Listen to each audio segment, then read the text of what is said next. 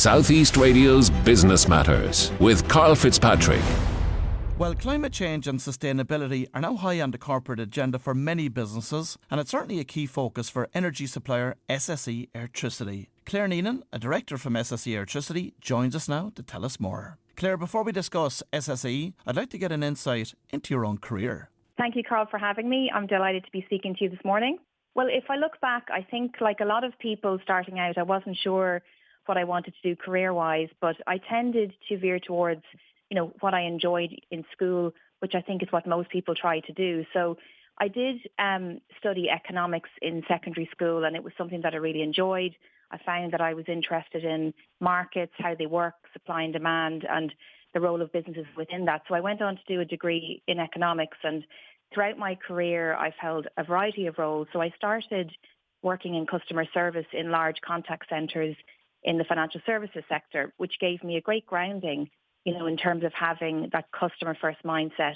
I think there's nothing like being on the front line, talking to customers and having to know the answer to a multitude of questions in terms of giving you great personal development and also being part of a team. And then I was also, I joined a startup company, which was a brilliant opportunity to learn about a variety of different elements of running a business and rolling up your sleeves to get the job done. And then obviously I started in SSE Airtricity in 2009. So provide us with an insight into your current role as director at SSE Airtricity and your particular responsibilities. Yeah, of course. So I joined SSE Airtricity in 2009. I actually started in IT for SSE, which I'd never worked in before. And I ended up leading the IT function and delivering a number of large transformation programs with the team. I've been leading the SSE Airtricity business for over four years now. I really do see it as a privilege. We have an amazing team who work in an incredibly exciting industry that is undergoing significant change. So for me, it's a really exciting place to be. So what does SSE Airtricity do? We provide essential services, gas and electricity, to over 700,000 customers on the island of Ireland. And we support customers on their net zero transition. So that's about providing low carbon solutions that help customers take greater control of their energy consumption, reduce their energy costs and play their part in reducing carbon emissions. So for example, we provide energy efficiency solutions like retrofit, solar, EV solutions, smart tariffs, renewable energy and more. And of course, since the government launched their national retrofitting programme, SSE Airtricity was one of the first one-stop shop providers to set up. So how has the demand for that been to date? Yeah, I think that's a brilliant example where you've got strong policy, strong framework from the government. That €8 billion investment for the natural retrofit programme was a real game changer when it comes to energy efficiency. We actually launched our one-stop shop for retrofit a number of years ago. And we've seen with the right supports for customers, the right grant supports, the right incentives, actually that has played a key part in people wanting to take up energy efficiency measures. And it doesn't have to be, that you have to do a full deep retrofit. People are coming to us saying, look, I know that I have a journey to go on, but I'd like to start here. And I think that's really for us what's key to this. We take away all of the hassle of, trying to talk to multiple different suppliers. We have that one-stop shop. We program manage it for you end to end.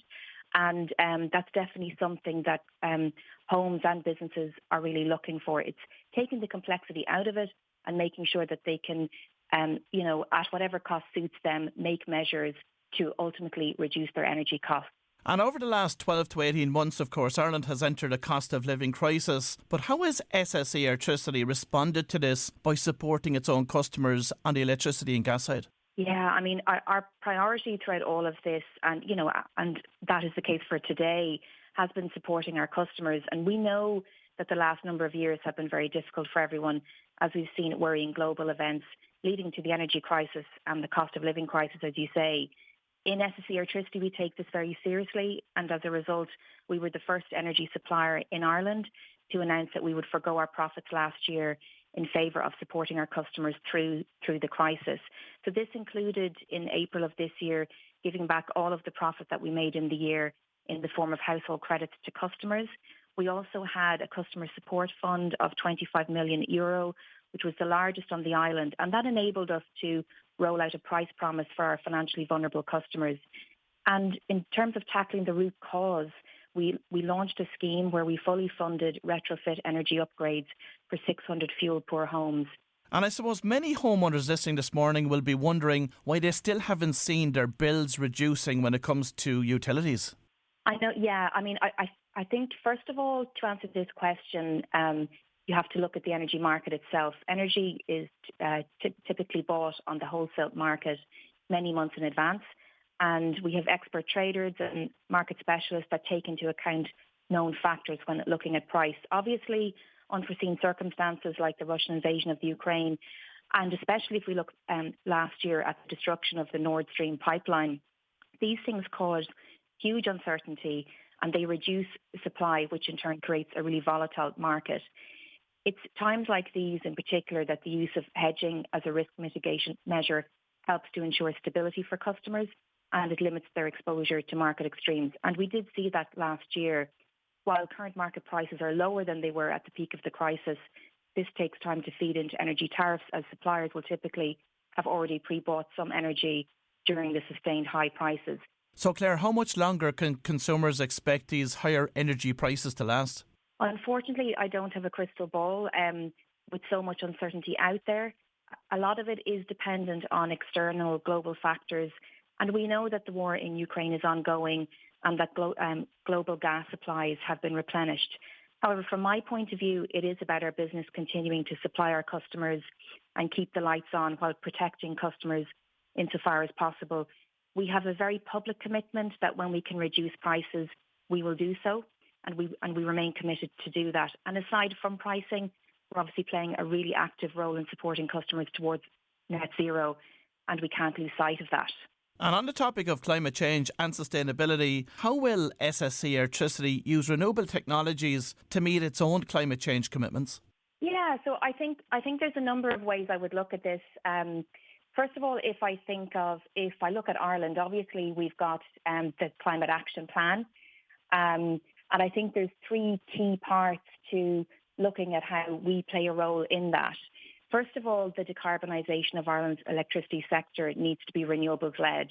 And SSE is a leading generator of onshore and offshore energy. We must radically increase homegrown renewable generation in Ireland.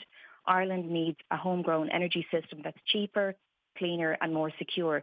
So if we increase renewable production in Ireland, that will deliver against all three criteria. Secondly, we need flexible thermal to support the system.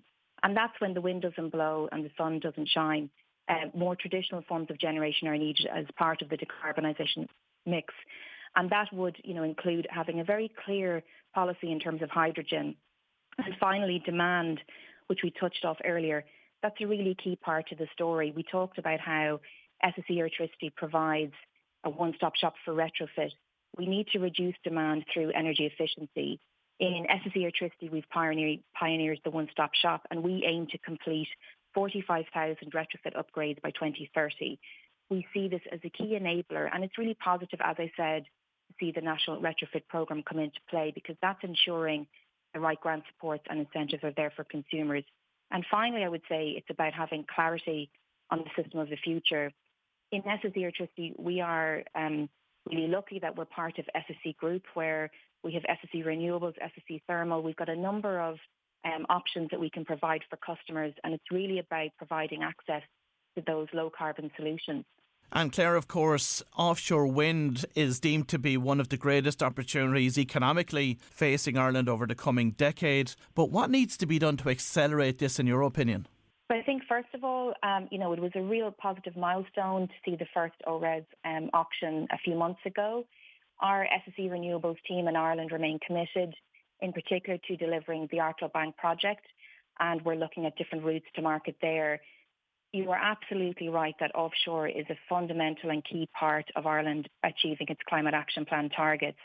And that's about making sure that we're getting as many offshore projects kicked off and in progress as quickly as possible.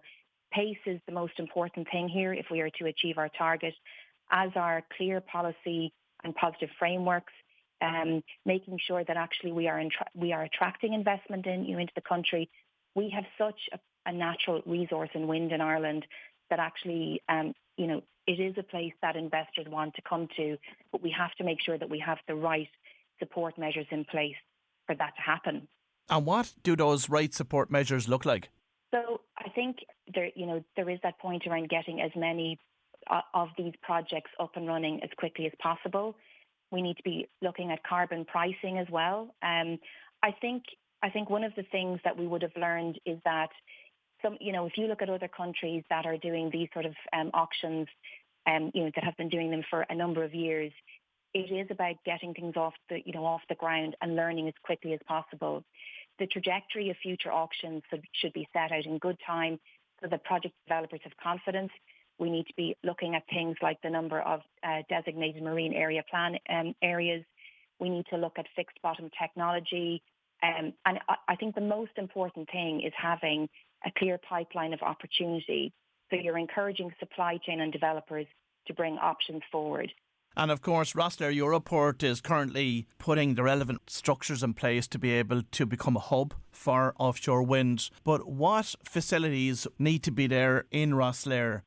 So we had a policy decision earlier this year by the department to move from a developer-led to a plan-led approach for offshore delivery, and we await confirmation of the designated sites which will be auctioned in the next ORES auction.